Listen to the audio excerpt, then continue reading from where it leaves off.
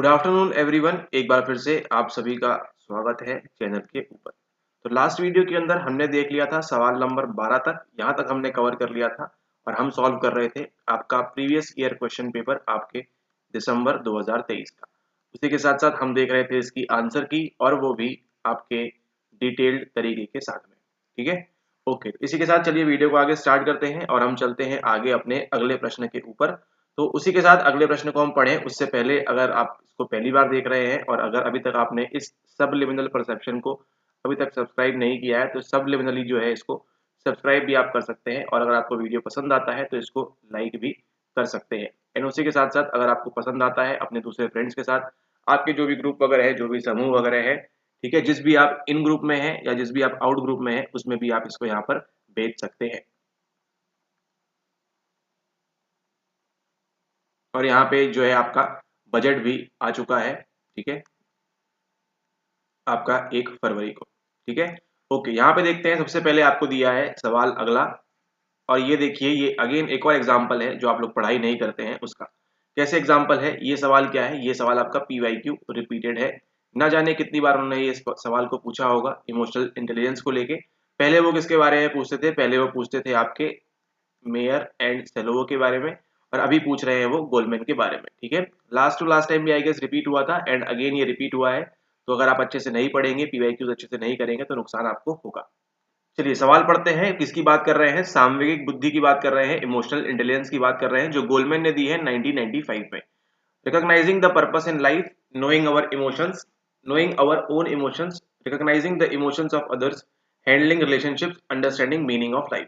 ठीक है, तो ये सवाल देखने में टफ लग रहा है, लेकिन अगर आपको कुछ भी नहीं पता, लेकिन आपको अगर स्कूल्स ऑफ साइकोलॉजी के बारे में मालूम है कि ह्यूमनिस्टिक वाले क्या बोलते हैं, मानवतावादी वाले क्या बोलते हैं, एग्जिस्टेंशियल वाले क्या बोलते हैं, और आपके जो बाकी के और भी जो है वो लोग क्या बोलते हैं, तो भी इसको आप इजीली सॉल्व कर सकते हैं। ठीक है, तो यहाँ पे देखिए गोल्डमैन ने क्या बताया है अपने इमोशनल इंटेलिजेंस के बारे में। पहले हम उसको देखते हैं जो लॉजिकली सही है। यहाँ पर गोल्डमैन ने क्या बताया है? गोल्डमैन ने बताया है यहाँ पे आपको सबसे पहले क्या करना है, आपको अपने खुद के इमोशंस के बारे में जानना है। आपके स्वयं के जो संवेग हैं, जो इमोशंस हैं, आपको उनके बारे में जानना है। उसी के साथ साथ रिकॉग्नाइज करना है आपको दूसरों के इमोशंस को भी।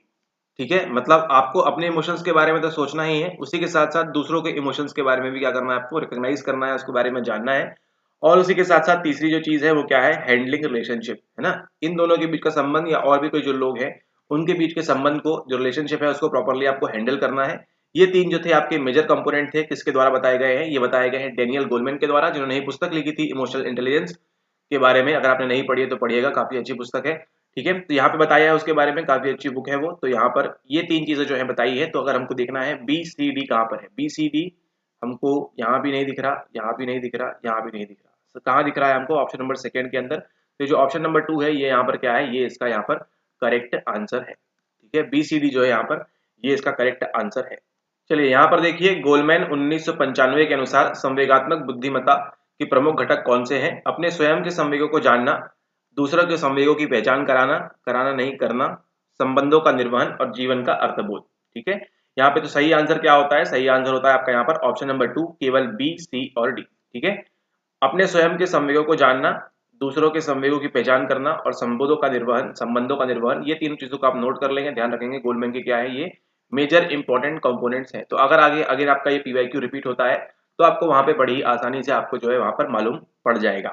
ठीक है, ओके। तो ये तो बात हुई, लेकिन आपको अगर गोल्डमैन के बारे में मालूम है तो, लेकिन आप ये देख रहे हैं, इसका मतलब आपको ये बताना भी जरूरी है हमारे लिए कि अगर आपको नहीं पता है गोल्डमैन के बारे में भी, तो भी आप इस सवाल को कैसे सॉल्व कर सकते थे एग्जाम में, और जो नेट का सर्टिफिकेट है उसको प्राप्त कर सकते थे। ठीक है, यहाँ पर देखिए गोल्डमैन की बात कर रहे हैं। गोल्डमैन का संबंध किससे बोल रहे हैं? वो इंटेलिजेंस से बोल रहे हैं। ठीक है, अब यहाँ पर देखिए जीवन के प्रयोजन की पहचान करना, मीनिंग ऑफ लाइफ की बात हो रही है, यहाँ भी जीवन का अर्थबोध की बात हो रही है। ठीक है, दोनों ही जो है किसकी बात हो रही है? मीनिंग ऑफ लाइफ की बात होती है। ठीक है, तो इंग्लिश में देखेंगे यहाँ पर आपको समझ में आएगा, recognising the purpose in life और अंडरस्टैंडिंग मीनिंग ऑफ लाइफ।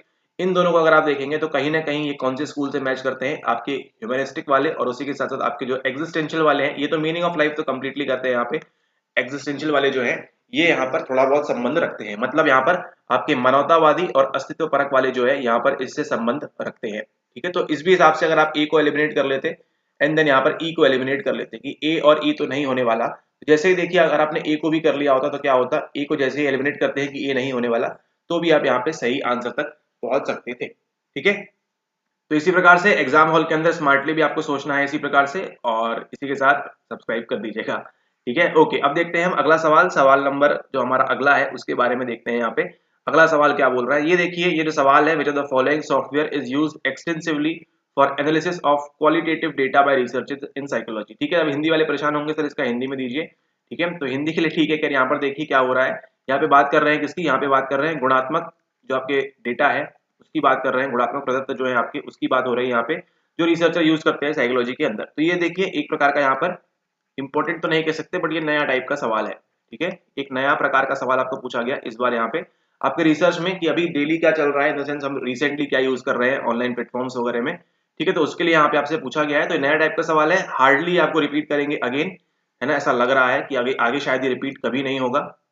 ठीक है, या हो भी सकता है लेकिन संभावना इसकी बहुत कम है ना। ये जो देखिए ये जो गोलमैन वाला है इसके रिपीट होने की संभावना ज्यादा है। ठीक है, इसी प्रकार से जहां जहां हम बता रहे हैं वो रिपीट होने की संभावना ज्यादा है, लेकिन ये इस प्रकार के सवाल आपको हार्डली अगेन पूछे जाएंगे कभी। ठीक है, पूछ लिया तो अच्छी बात है, लेकिन अब ये शायद ही कभी पूछे जाएंगे। ठीक है, ये सवाल देखिए, इसका आंसर क्या है, इसका आंसर है एन वीवो।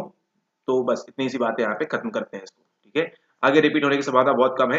हो सकता है आपसे क्वालिटेटिव यहाँ पूछ लिया, अगली बार क्वांटिटेटिव पूछ ले या किसी अन्य प्रकार से पूछ ले, तो उसके लिए आप तैयार रहें, लेकिन ज्यादा प्रकार से इस सवाल के अंदर परेशान नहीं होना है। ठीक है, अब देखिए यहाँ पर एक बार डेट ऑफ बर्थ पूछ ली किसकी, सिगमंड फ्रॉइड की डेट ऑफ बर्थ एक बार पूछ ली है, तो अब कभी नहीं पूछेंगे वो अगेन सिगमंड फ्रॉइड की डेट ऑफ बर्थ। ठीक है, इस प्रकार के सवाल यहाँ पर होते हैं, और पूछ लिया तो फिर वहां पे सबको ही 2 नंबर की जो है मुफ्त की रेवड़ियां वहां पर बटेंगी। ओके, अब यहाँ पर देखिए अगला सवाल, ये सवाल जो है आपका, ठीक है, ये कहाँ से लिया गया है, ये लिया गया है आपकी यूनिट नंबर 8 से, जिसको हम क्या कहते हैं, जिसको हम कहते हैं आपकी सोशल साइकोलॉजी यानी कि सामाजिक मनोविज्ञान। ठीक है, सामाजिक मनोविज्ञान में देखिए ये जो पहले सवाल पूछ रहे थे डायरेक्ट डायरेक्ट वाला, अभी यहाँ उन्होंने क्या पूछ लिया है, यहाँ पे उन्होंने पूछ लिया है आपसे विश्लेषणात्मक रूप से यानी कि एनालिटिकल रूप से आपसे यहाँ पे पूछ लिया है सवाल। ठीक है, आपको मालूम तो है लेकिन आप उसको अप्लाई कर पा रहे हैं कि नहीं यहाँ पर। ठीक है, कंसेप्ट को वो यहाँ पर जानना चाह रही है आपसे जो टीम है वो। ठीक है, सवाल देखिए क्या पूछ रहा है, सवाल पूछ रहा है, if members in a group are performing additive tasks, then social loafing will be less, social loafing will be more, social loafing will not exist, level of social loafing cannot be decided। यदि किसी समूह के सदस्य योगात्मक कार्य कर रहे हैं तो वहां पर क्या होगा। ठीक है, यहाँ बात किसकी कर रहे हैं, बात कर रहे हैं सामाजिक स्वैरचारिता की। लोफिंग कम होगी, अधिक होगी, अस्तित्व ही नहीं होगा, सामाजिक स्वैरचारिता के स्तर का निर्णय नहीं किया जा सकता। यहाँ पे बोलना क्या चाह रहे हैं कि जो ग्रुप है, if members in a group, मान के चलिए ये एक आपका ग्रुप है और ग्रुप के अंदर कितने लोग हैं आपके, आपके यहाँ पर 5 लोग हैं। ठीक है, ये आपके ग्रुप के अंदर 5 लोग हैं, कैसा काम कर रहे हैं, परफॉर्मिंग एडिटिव टास्क। सवाल देखिए यहाँ से घूमा है। ठीक है, सवाल यहाँ से टर्न हुआ है, योगात्मक कार्य कर रहे हैं। योगात्मक कार्य क्या होता है, मतलब कि मान के चलिए अगर आपको ये एक बेंच बनानी है, ठीक है, अगर आपको एक बेंच बनानी है, योगात्मक कार्य क्या होगा कि ऊपर वाला हिस्सा जो है वो कैंडिडेट 1 बनाएगा, ये जो नीचे के पैर हैं वो दूसरा बनाएगा, यहाँ पे जो ड्रॉर बनने वाला है इसके अंदर टेबल के अंदर आपकी, वो तीसरा बनाएगा। ठीक है, तो जब तीनों काम किस टाइप के हैं, एडिटिव टास्क है, ये तीनों जब ऐड होंगे तब क्या बनेगा, आपकी पूरी की पूरी यहाँ पर टेबल कंप्लीटली बनेगी। अब इस केस में आप बताइए सामाजिक स्वैरचारिता जो है आपकी, सोशल लोफिंग, वो ज्यादा होगी या कम होगी या एग्जिस्ट नहीं करेगी। सवाल उसने बस ये पूछा था, तो अगर आप इसको एग्जाम हॉल के अंदर कर पाए तो आपको ये सवाल सही किया होगा आपने, एल्स आपके यहाँ पे गलत होने की संभावना बढ़ जाती है। ठीक है, अब यहाँ पर देखिए social loafing will be more, यहाँ पर देखें इस बात को, कई लोगों ने जो है इसको टिक किया है, जो कि क्या है, जो कि सरासर आपका यहाँ पर गलत उत्तर है। ठीक है, सोशल लोफिंग ज्यादा नहीं होगी, विल नॉट एग्जिस्ट ये भी नहीं है। ठीक है, सही आंसर क्या है, यहाँ पे सही आंसर है आपका ऑप्शन नंबर 1, सामाजिक स्वैरचारिता जो है, लोफिंग जो है वहां पर कम होगी। अब वो कम क्यों होगी उसको समझते हैं यहाँ पर, कि मान के चलिए अगर वो आपको मालूम है रस्सी कश वाला खेल जो होता है, ठीक है, 5 लोग यहाँ से पकड़ के खींचते हैं, 5 लोग वहां से पकड़ के खींचते हैं। ठीक है, ये रस्सी है, यहाँ से भी 5 लोग खींच रहे हैं, यहाँ से भी 5 लोग खींच रहे हैं। ठीक है, यहाँ पे जो आपको सोशल लोफिंग है वो ज्यादा देखने को मिलेगी, क्योंकि यहाँ पे किसी भी कार्य का क्या नहीं किया जा रहा है, यहाँ पर आकलन नहीं किया जा रहा है, या फिर पर्टिकुलर किसी भी इंडिविजुअल का, पर्टिकुलर किसी भी व्यक्ति का।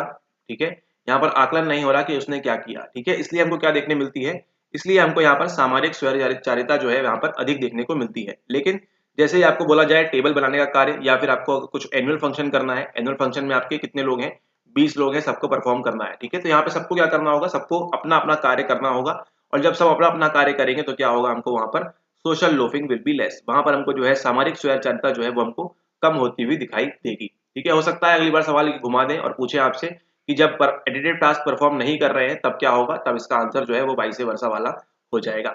यहाँ पे सही आंसर क्या है, इसका सही आंसर यहाँ पर इसका ऑप्शन नंबर 1, सामाजिक स्वैरचारिता जो है लोफिंग वो कम होगी।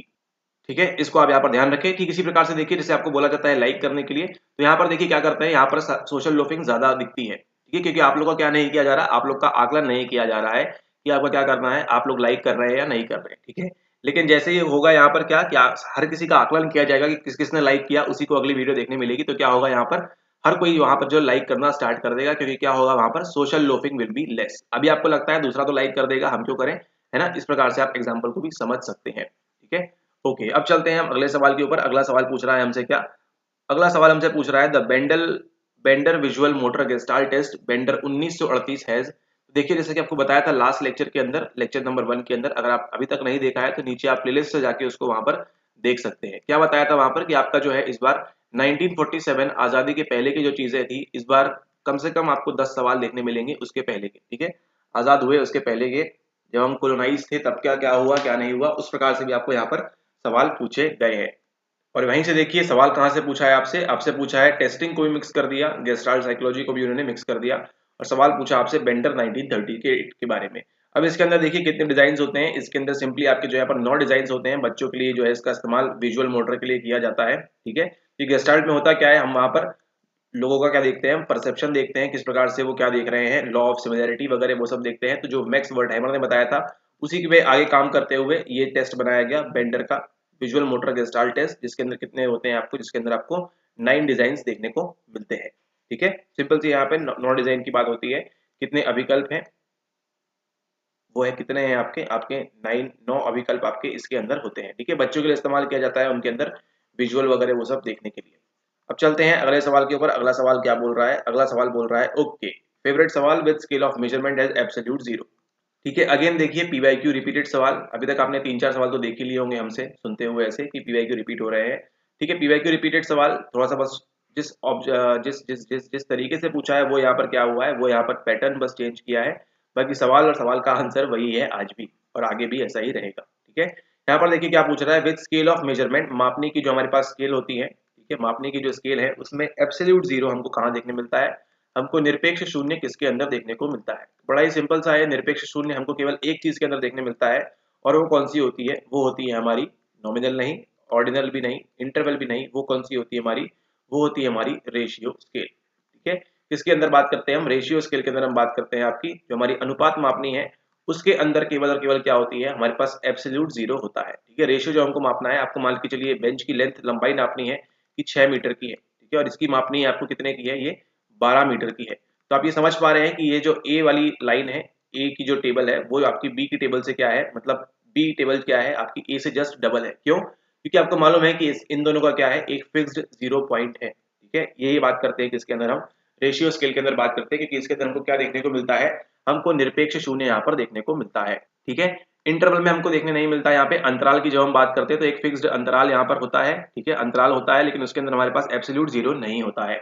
ठीक है, आप ये नहीं कह सकते कि 0 डिग्री पे पानी बिल्कुल भी गर्म है, नॉर्मल न्यूट्रल बिल्कुल भी नहीं है, आप ऐसा नहीं कह सकते हैं। ठीक है, या फिर किसी का 100 का आईक्यू है, ऐसा भी आप नहीं कह सकते हैं, क्योंकि यहाँ पर कुछ ना कुछ आईक्यू उसके अंदर होगा। उसी के साथ देखिए यहाँ बात करें हम ऑर्डिनल की बात करें, क्रमान वाली बात करें यहाँ पर, तो यहाँ किसकी बात होती है, यहाँ पे आपके ऑर्डर की बात होती है। ठीक है, आपका क्लास में 2nd रैंक आया, 3rd रैंक आया, 5th रैंक आया, 6th रैंक आया, तो यहाँ से यहाँ तक की जो दूरी है वो सब चीजों की बात होती है। और यहाँ पर जो आपके नॉमिनल की बात करें तो केवल यहाँ पे क्लासिफिकेशन होता है अलग अलग रिलीजन के अंदर, आपकी ये कास्ट है ना, अनरिजर्व है, ये है, ये कौन सी स्केल आ जाएगी, आपकी नॉमिनल स्केल आ जाएगी। ठीक है, इसी प्रकार से अगर आप भी और स्केल्स वगैरह और इस सब चीजों के बारे में पढ़ना चाहते हैं और डिटेल में और अच्छे से, तो आप हमारे कोर्स के अंदर ज्वाइन कर सकते हैं। ये था थोड़ा सा प्रमोशन। अब चलते हैं आगे, आगे देखते हैं यहाँ पर अगला सवाल जो पूछ रहा है, अगेन एक और आसान सा सवाल यहाँ पर जो पूछ रहा है आपसे, असर्शन रीजन का सवाल है, sexual drive is one of the physiological need, बिल्कुल सही बात है।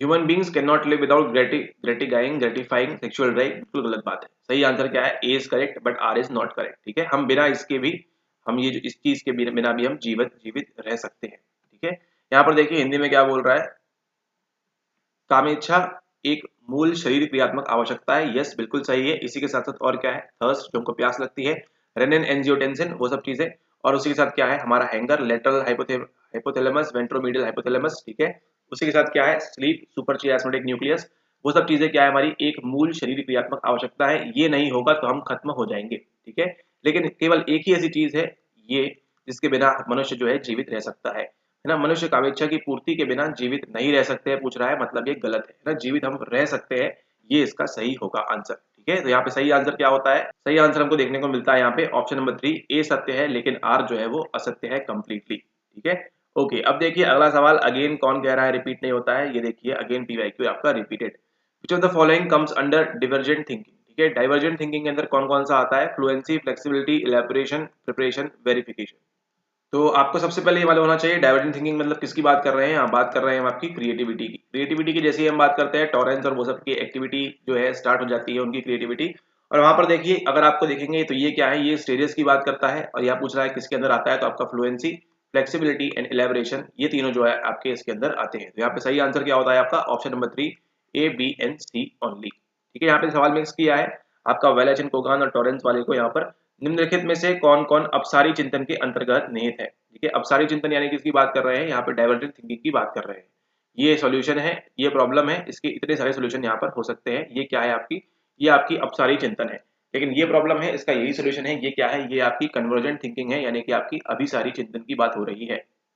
तो यहाँ पर हमको इसके अंदर क्या क्या आता है, अपसारी के अंदर प्रभावता, नम्यता और व्याख्या, ये तीनों चीजें हमको देखने मिलती है। तैयारी सत्यापन हमको यहाँ नहीं देखने मिलता, वो हमको देखने मिलता है दूसरे इसके अंदर। और वहां पर भी देखिए आपको सवाल पूछा गया था इसी पेपर के अंदर, है ना, मतलब क्रिएटिविटी से भी आपको देखिए इस बार सवाल यहाँ पर पूछे गए हैं। यहाँ पे सही आंसर क्या होता है, सही आंसर होता है यहाँ पे आपका ऑप्शन नंबर 3 केवल A B and C only. ठीक है, ओके, अब चलते हैं हम आगे सवाल के ऊपर, और सवाल पूछ रहे हैं आपसे, according to Watson conscious mentalism refer to. ठीक है, अकॉर्डिंग टू वाटसन, वाटसन के अनुसार conscious mentalism refer to, Watson के अनुसार सचेतन मानसवाद का आशय निम्न में से क्या है। ठीक है, wakeful state of mind, knowledge about mental activities, reasoning ability, attention to thinking activities. मस्तिष्क की जागृत अवस्था, मानसिक कार्यकलाप संबंधी ज्ञान, तर्क योग्यता, या फिर चिंतन क्रियाकलापों के प्रति ध्यान। तो यहाँ पर देखिए वाटसन के अकॉर्डिंग कॉन्शियस मेंटलिज्म, तो अगर आपको वाटसन नहीं भी बताया तो यहाँ पर केवल वर्ड का मीनिंग अगर आपको मालूम हो तो आप जो यहाँ पर थोड़ा सा यहाँ पर समझ सकते हैं। ठीक है, देखिए एक कंफ्यूज करेगा आपको ये वाला वेकफुल स्टेट ऑफ माइंड, फिर नॉलेज अबाउट मेंटल एक्टिविटीज, ये भी नहीं, ये भी नहीं, रीजनिंग एबिलिटी ये तो कहीं से नहीं हो रहा है। ठीक है, नॉलेज अबाउट मेंटल एक्टिविटीज ये तो यहाँ पे भी नहीं है, लगभग सेकंड और थर्ड देखिए ऑप्शन एक ही जैसी बात कर रहे हैं। फर्स्ट और फोर्थ के बीच कंफ्यूजन हो सकता है आपको, 50-50 पे है तो आपको एक मार्क करना पड़ेगा। लेकिन यहाँ पे कॉन्शियस मेंटलिज्म क्या रिफर करता है, रिफर करता है वो अटेंशन टू थिंकिंग एक्टिविटीज, यानी कि जो भी आप चिंतन क्रियाकलाप कर रहे हैं उनके प्रति क्या करना है, आपको ध्यान देना है। ध्यान कब देंगे आप, यहाँ पर जब कॉन्शियस रहेंगे आप तब। ठीक है, कॉन्शियस रहेंगे आप तब इसके ऊपर आप ध्यान दे रहे हैं। ठीक है, यहाँ पर देखिए थोड़ा सा वेग है, यहाँ पे वेकफुल स्टेट ऑफ माइंड बस बोला है, यहाँ पे क्या बोल रहे हैं, थिंकिंग एक्टिविटीज, यानी कि जो प्रोसेस चल रही है आपके अंदर उसके प्रति आप कॉन्शियसली हैं, तो यहाँ पे वो बात कर रहे हैं कॉन्शियस मेंटलिज्म के बारे में। यहाँ पर अगेन रिपीट होने की संभावना नेक्स्ट टाइम पे कम है, बट स्टिल देखेंगे इसको आप और अच्छे से करके जाएंगे नेक्स्ट टाइम के लिए। ठीक है, तो यहाँ पे सही आंसर क्या है, सही आंसर यहाँ पर आपका ऑप्शन नंबर 4 चिंतन क्रियाकलापों के प्रति ध्यान। इसके बाद देखिए अगला सवाल देखते हैं, यहाँ पर हम सवाल नंबर 21, और इसका आंसर कौन करेंगे, इसका आंसर करेंगे आप। इस कहाँ से लिया गया है, लिया गया है आपके यूनिट नंबर 1 से। ठीक है, यूनिट नंबर 1 से रेने डेस्कार्टिस, आई गेस उन्होंने 2019 के बाद से पूछना बंद कर दिया था, और उसकी एंट्री हुई है कहाँ पे, एंट्री हुई है आपके दिसंबर 2023 के अंदर। ठीक है, इसलिए ऐसा कुछ भी नहीं कह सकते कि कुछ कभी नहीं पूछने वाले हैं। ठीक है, अभी सिलेबस वगैरह चेंज होने वाला है, क्या नहीं होने वाला है, लेकिन जब तक नहीं होता है तो आपको यूनिट 1 की सारी चीजें और यूनिट 10 की सारी चीजें और इसके बीच की सारी चीजें जो है वो अच्छे से आपको बननी चाहिए, कुछ भी चीज आप छोड़ के नहीं जा सकते। अभी देखिए क्या हो रहा है, ये आपको देखिए टिप ऑफ द डे यहाँ पर एक बता दें आपको यहाँ पर कि ये जो बात है आपकी वो इस प्रकार से है कि अगर आप पेपर देखेंगे तो पेपर में आपका लास्ट मार्च के बाद से, देखिए मार्च के बाद से या फिर कभी तो भी था आपका दिसंबर, आपको ये जो है आई का पाथवे, ईयर का पाथवे, है ना, नोज का पाथवे, और ये सब चीजों के बारे में आपको नहीं पूछ रहे हैं, तो आपको अलर्ट रहना है कि आपके आगे आने वाले पॉइंट में यहाँ पर पूछ सकते हैं। क्योंकि देखिए 2019 के बाद से रेने डेस्कार्टिस की एंट्री जो हुई है वो यहाँ पर हुई है। आई गेस 21 ने पूछा था, लेकिन 21 के बाद 4-5 बार एग्जाम हो चुका है, अभी तक एक भी बार नहीं पूछा था, और यहाँ पर उन्होंने पूछ लिया है। ठीक है, रेने डेस्कार्टिस के बारे में। ठीक है, तो इसका आपको ध्यान रखना है, ये जो आपकी टिप है इसको आपको काम आएगी, इसको आप अच्छे से पढ़ के जाएंगे, हो सकता है आगे आपको ये बम्प कर दे, आगे आपको वहां पर वो लेके आ जाए। सवाल पढ़ते हैं, सवाल क्या पूछ रहा है, आंसर देने का प्रयास करेंगे आप नीचे कॉमेंट में। ठीक है, बोल रहा है which is correct explanation about Rene Descartes, Rene Descartes के बारे में क्या सही एक्सप्लेनेशन है। The mind controls the body both in animals and human beings. Okay, he postulated that the mind the body were governed by different laws, the mind was free and possessed only by humans, the duality of mind and body. First और third वाला देखिए आपस में क्या कर रहा है, negate कर रहा है। इसका आंसर देने का प्रयास करेंगे आप। फर्स्ट, सेकंड, थर्ड, फोर्थ क्या होगा इसका सही आंसर। ठीक है, ओके। हिंदी में देख लेते हैं एक बार यहाँ पर क्या बोल रहे हैं। रेने डिस्कार्टस के संबंध में निम्न में से सही व्याख्या कौन सी है। पशुओं व मनुष्यों दोनों में मस्तिष्क शरीर को नियंत्रित करता है। उसकी यह अभिधारण थी कि मस्तिष्क व शरीर भिन्न भिन्न नियमों द्वारा शामिल होते हैं, शासित होते हैं। ओके, शासित कर रहे हैं। मस्तिष्क मुक्त था, माइंड इज फ्री, और केवल मनुष्य के पास था मस्तिष्क व शरीर का द्वैत भाव। ठीक है, तो यहाँ पे आपको एक तो मालूम है किसकी बात करते थे, ये द्वैतवादी थे, डुअलिज्म की बात करते थे। मतलब ऑप्शन नंबर डी तो होने वाला है। तो डी है, डी है, डी है, मतलब ऑप्शन नंबर 3 तो कहीं से नहीं होने वाला। उसके अलावा क्या होगा वो करेंगे आप नीचे, क्या नीचे यहाँ पर कमेंट करेंगे। ठीक है, और ध्यान दीजिएगा सोशल लोफिंग ना हो जाए, आप अपना काम यहाँ पर करते रहें। अगला देखिए, अगला सवाल जो पूछ रहा है आपसे, अरेंज टू अष्टांग योग। अगेन देखिए यूनिट 1 से एक और सवाल। ठीक है, कराया हुआ था ये सब चीजें। Arrange to Ashtanga yoga, arrange the stages in the correct sequence. Stages को क्या करना है आपको, केवल बस इसको यहाँ पर सही ऑर्डर में आपको जमाना है। ठीक है, सही ऑर्डर क्या होगा यहाँ पर उसको देखते हैं। बोल रहे हैं आपसे ध्यान के बारे में, आसन के बारे में, समाधि के बारे में, प्राणायाम के बारे में। ये 8 प्रकार की चीजें हैं। इसको हम क्या बोलते हैं, इसको बोलते हैं हम अष्टांग योग। अष्टांग योग के बारे में ये बात कर रहे हैं। सही आंसर क्या होगा यहाँ पर, option number 2 B D A C. क्यों, सबसे पहले क्या करते हैं आप, आसन लगाना सीखते हैं सबसे पहले। आसन के बाद क्या करते हैं आप, प्राणायाम करते हैं। प्राणायाम के बाद क्या करेंगे आप, ध्यान लगाएंगे, मेडिटेट करेंगे। मेडिटेट करने के बाद ही आपको क्या अचीव होगी, अंत में जाकर वहां पर समाधि अचीव होगी। ठीक है, तो इसके लिए देखिए आपने कभी ना कभी सुना होगा अगर योग के बारे में, तो यहाँ पे आपको मालूम पड़ेगा अष्टांग योग किसके द्वारा दिया गया है, आपके पतंजलि के द्वारा दिया गया हुआ है। के अनुसार निम्नलिखित अवस्थाओं को सही अनुक्रम में व्यवस्थित कीजिए। ध्यान, आसन, समाधि, प्राणायाम। सबसे पहले क्या आएगा आपका, सबसे पहले आएगा आपका आसन। ठीक है, फिर आपका क्या आएगा, ऑप्शन नंबर बी। देन आपका आएगा प्राणायाम। ठीक है, जो आप हमिंग वगैरह करते हैं, जो भी प्राणायाम करते हैं, अनुलोम विलोम, कपाल भारती, जो सब प्राणायाम है करते हैं वो।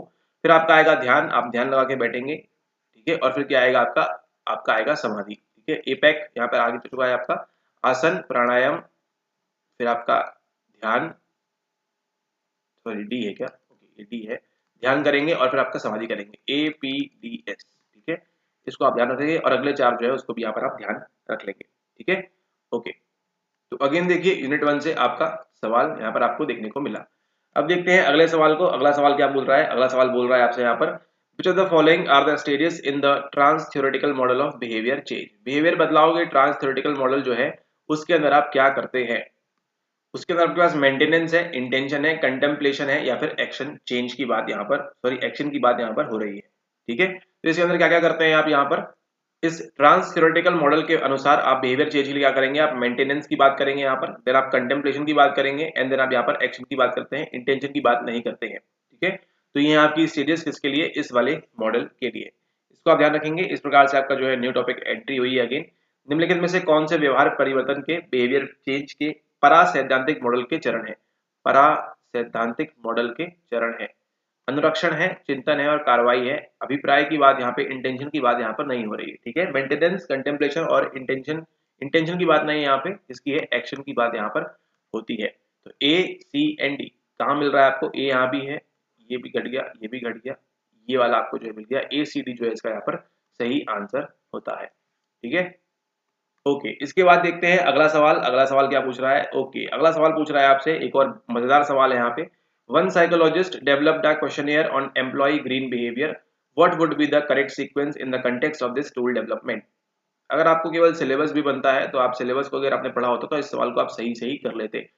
पूछ रहा है आपसे, identifying the discrimination index of the items, calculation of Cronbach alpha, developing a standard score norm, confirmatory factor analysis, EFA, CFA की बात हो रही है, सीएफए ईएफए इसकी बात हो रही है। ठीक है, और यहाँ पे क्या होगा उस ऑर्डर में आपको यहाँ पर जमाना है। तो यहाँ पर देखते हैं सबसे पहले क्या करेगा वो, सी क्या बोल रहा है, developing a standard score norm. अच्छा, किसी को कोई भी मानक हम सेट कर लेंगे जब तक हमको मालूम ही नहीं है कुछ चीजें, तो ऐसा कैसे हो सकता है। मानक तो हम सबसे एंड में बनाते हैं जब हमारे पास क्या होता है, रिलायबिलिटी। अच्छा, अगर आपको ध्यान होगा तो इसके पहले भी सवाल पूछा गया है आपसे, reliability, validity, norm, test construction, item writing, इस प्रकार से सेम वही सवाल है, थोड़ा सा जो कंटेक्स्ट है उसको चेंज किया है, बाकी सवाल वही सेम करता है। ठीक है, सबसे पहले देखिए सी तो आप नहीं करने वाले हैं, सी नहीं कर रहे हैं तो आप क्या करेंगे, केवल ये 2 चीजें करेंगे, थर्ड और फोर्थ वाली। थर्ड और फोर्थ में क्या बोल रहा है, सबसे पहले क्या करेंगे आप, identifying the discrimination index of the item. ठीक है, डी आप निकाल लेंगे इसको करके, फाइंड करके जो आपके आइटम है, जो आपके मद हैं उनके बारे में। उसके बाद क्या करेंगे आप, कैलकुलेशन ऑफ क्रोनबाक अल्फा, उसका क्रोनबाक अल्फा निकालेंगे, है ना, क्रोनबाक गुणांक जो है वो निकालेंगे। उसके बाद क्या करेंगे आप, ईपीए चला देंगे, ईएफए चला देंगे, देन क्या करेंगे आप, सीएफए चला देंगे, और उसका क्या होगा, अंत में आपका स्टैंडर्ड स्कोर नॉर्म वहां पे सेट हो जाएगा। ठीक है, इस सवाल के हिसाब से आप ये सारी चीजें करेंगे तो यहाँ पर ऑप्शन नंबर ई जो है, डी जो है आपका, वो यहाँ पर सही होता है। ठीक है, A B E D C, this is the correct answer over here. सवाल कहाँ से पूछा गया आपसे, ये पूछा गया आपके टेस्टिंग वाली यूनिट से और आपकी सेकेंड यूनिट से। ठीक है, तो सवाल देखिए अभी जो है, अगर आप सोचे कि हम बेस्ट बुक, सॉरी हम अगर बात करें कि आप एक यूनिट से पढ़ लेंगे, एक बुक से पढ़ लेंगे, तो पॉसिबल नहीं है। आपको देखिए मिक्स करके सवाल पूछ रहे हैं आपसे, है ना, कहाँ पे क्या दिया हुआ है, कहाँ पे क्या दिया हुआ है ना, रिसर्च और टेस्टिंग को सेकंड और थर्ड को मिक्स करके पूछ रहे हैं, जैसे आपको पढ़ाया जाता है मिक्स करके, ठीक उसी प्रकार से मिक्स करके आपको ये सवाल भी यहाँ पर पूछ रहे हैं। क्या बोल रहे हैं, सबसे पहले क्या करेंगे हम यहाँ पर, सबसे पहले करेंगे यहाँ पर हम मदों के विभेदकारी सूचकांकों को चिन्हांकित करना, ये हमारा फर्स्ट स्टेप होगा। क्रोनबाक अल्फा की गणना करना, ये हमारा सेकंड स्टेप होगा। उसके बाद अन्वेषणात्मक घटक विश्लेषण करेंगे हम, एक्सप्लोरेटरी फैक्टर एनालिसिस करेंगे हम। उसी के साथ साथ पुष्टिकारी घटक विश्लेषण करेंगे हम, देन आपका सीएफए करेंगे पुष्टि करने के लिए कि जो हमारे फैक्टर्स हमने रिट्रीव किए हैं, प्रॉपर्ली किए हैं नहीं किए हैं। यहाँ पे एक्सप्लोर करेंगे जो हमारे कंस्ट्रक्ट के अंदर है, स्टेटमेंट्स वगैरह प्रॉपर्ली आ रही है कि नहीं आ रही हैं, और उसके बाद क्या करेंगे, एंड में जाके हम मानक स्कोर मानदंड को विकसित करेंगे, नॉर्म्स जो है आपके यहाँ पर आएंगे। ठीक है, सही ऑर्डर क्या हुआ, ऑप्शन नंबर ए, देन आपका बी क्रोनबाक अल्फा के निकालेंगे, बी, देन ई ईएफए निकालेंगे, देन डी आपका ये वाला निकालेंगे आप सीएफए, और फिर आप यहाँ क्या करेंगे, आप यहाँ पर नॉर्म्स विकसित करेंगे। ठीक है, तो ये सब चीजें आपको ध्यान रखनी है। ऑप्शन नंबर 4 जो है यहाँ पर इसका करेक्ट आंसर होता है। ऑलराइट, ओके, इसी के साथ इस वीडियो को समाप्त करते हैं यहाँ पे। ये आपका पार्ट 2 हम सॉल्व कर रहे हैं आपके दिसंबर 2023 का क्वेश्चन पेपर सॉल्व तरीके से, आंसर की केवल बोल बता के नहीं, आपको समझा के भी थोड़ा बहुत यहाँ पे। ठीक है, तो इसी के साथ वीडियो को एंड करते हैं आपसे। आप देख रहे हैं दिसंबर 23 की सॉल्व क्वेश्चन पेपर। इसी के साथ अगर आपने पार्ट 1 को नहीं देखा है तो पार्ट 1 को भी जरूर देख लीजिएगा, और ये था आपका पार्ट 2। इसी के साथ आगे जो आएगा वो पार्ट 3 होगा, and then to be continue. अगर सब्सक्राइब नहीं किया है तो सब्सक्राइब कर लीजिएगा, नहीं करेंगे तो क्या होगा, मिस कर जाएंगे, फिर से पीआईक्यू पढ़ के नहीं जाएंगे, फिर से वही रिजल्ट, फिर से वही बात और फिर से वही रात। ऐसा ना हो, अच्छे से पढ़ाई करें आने वाले आपके अपकमिंग जून एंड दिसंबर के एग्जाम के लिए। Right, okay, thank you very much, have a nice day ahead, take care. और अगर अभी तक आपने टेलीग्राम पे ज्वाइन नहीं किया है तो टेलीग्राम पे भी आप उसको ज्वाइन कर सकते हैं at your own description. Thank you very much, have a nice day ahead, take